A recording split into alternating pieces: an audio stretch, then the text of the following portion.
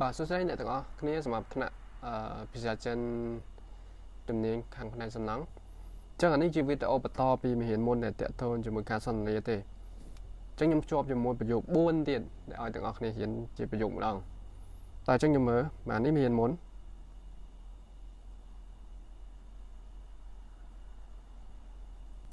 អញ្ចឹងខ្ញុំមើលប្រយោគ4ហ្នឹងមានអីខ្លះយើងមើលប្រយោគទី1គេនិយាយថា这个户型的吊顶龙骨都做错了，跟图纸上不一样。给他这个户型គេនិយាយពី unit សម្រាប់គម្រោង condo គេនិយាយថា unit A3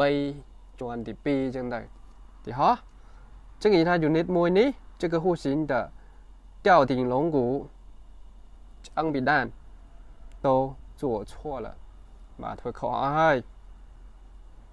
跟图纸上图纸យើងបានរៀនពីមេរៀនមុនហ្នឹងគឺ plan 图纸上នៅលើ plan 不一样ចឹងបើមើលទៅប្រៀបធៀបជាមួយ plan ទៅបើផ្ទៀងជាមួយ plan ទៅវាដូចគ្នាទេ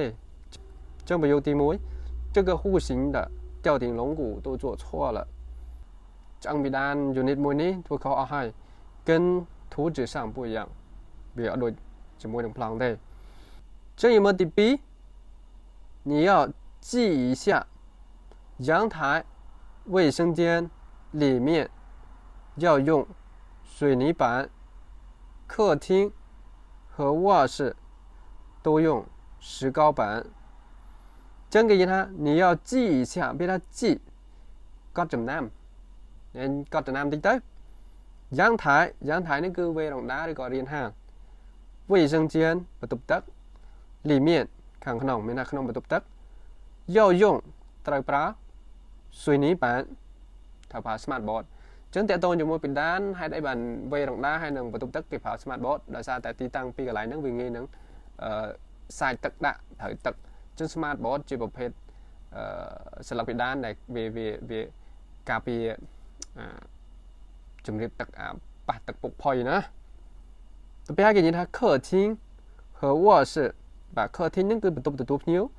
卧室បន្ទប់ដេក都用សុទ្ធតែត្រូវប្រើ石膏板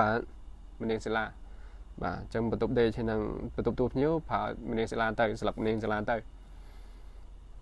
ទី2នេះខ្ញុំផ្ទៀងបកប្រែសម័យនេះ要记一下អ្នកត្រូវតែកត់ចំណាំតិចណា阳台卫生间里面要用水泥板ចឹងវេរ៉ុងដាហើយនឹងក្នុងបន្ទប់ទឹកត្រូវប្រើស្លឹក smart board ដើម្បីចាប់ពីដានហ្នឹងណា客厅和卧室都用石膏板បន្ទប់ភ្ញៀវនិងបន្ទប់ដេកសុទ្ធតែប្រើមនាងសាលាទី3បាទយើងមើល每天下班前让工人把材料工具收拾好别太浪费了ចឹងគេនិយាយថា每天រាល់ថ្ងៃ下班前មុនពេលចេញពីធ្វើការ让工人ឲ្យកម្មករ把材料គឺសម្ភារៈ工具ឧបករណ៍ផ្សេង收拾ប្រម៉ែប្រមូលទុកឲ្យបានល្អអញ្ចឹងរាល់ថ្ងៃមុនចេញពីធ្វើការត្រូវឲ្យកម្មករហ្នឹងគាត់ប្រមូលសម្ភារៈនិងឧបករណ៍ motor អីផ្សេងហ្នឹងប្រម៉ែប្រមូលឲ្យបានទុកបានល្អ别太浪费了ពីថា浪费គឺខ្ជះខ្ជាយអញ្ចឹងពាក្យកុំខ្ជះខ្ជាយពេកធម្មតានៅក្នុងការឋានមួយគេត្រូវគ្រប់គ្រងពីការប្រើប្រាស់សម្ភារៈឯងឧទាហរណ៍កណ្ដោ20ជាន់បើសិនជាយើងអត់គ្រប់គ្រងហ្នឹងបានទេគាត់តែលុយខ្ជះខ្ជាយទៅលើហ្នឹងគឺរាប់ម៉ឺនដុល្លារដឹងណានេះយើងអញ្ចឹងទី3នេះគឺ每天下班前让工人把材料工具收拾好រាល់ថ្ងៃមុនចេញពីធ្វើការត្រូវឲ្យកម្មករហ្នឹងប្រម៉ែប្រមូលបាទ收拾ប្រម៉ែប្រមូលសម្ភារៈនិងឧបករណ៍បរិក្ខារផ្សេងហ្នឹងគឺទុកឲ្យបានល្អអូខេអញ្ចឹងយើងមើលប្រយោគទី4គេនិយាយថា你要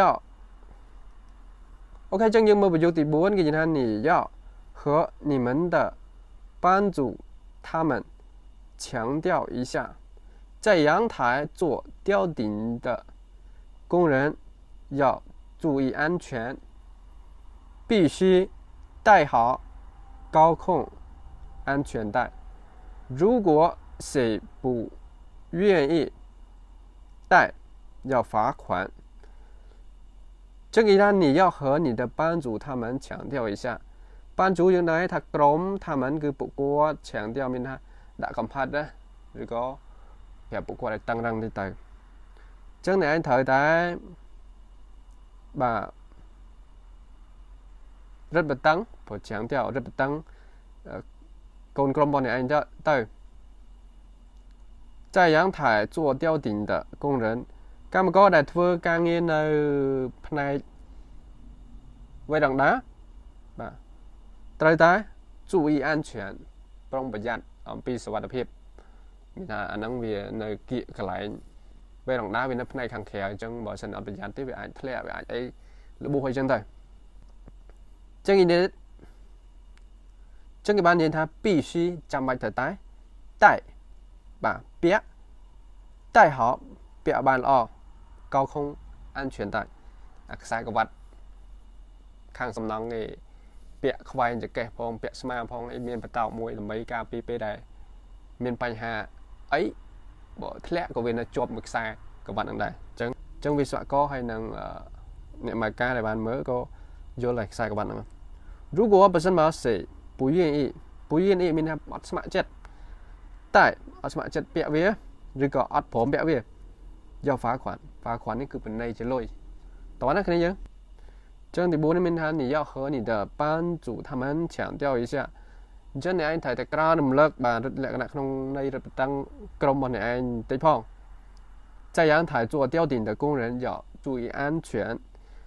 រាល់កម្មករដែលធ្វើការនៅខាងផ្នែកវេដង្ដាហ្នឹងត្រូវតែបាទប្រុងប្រយ័ត្នអំពីសុវត្ថិភាព必须带好高空安全带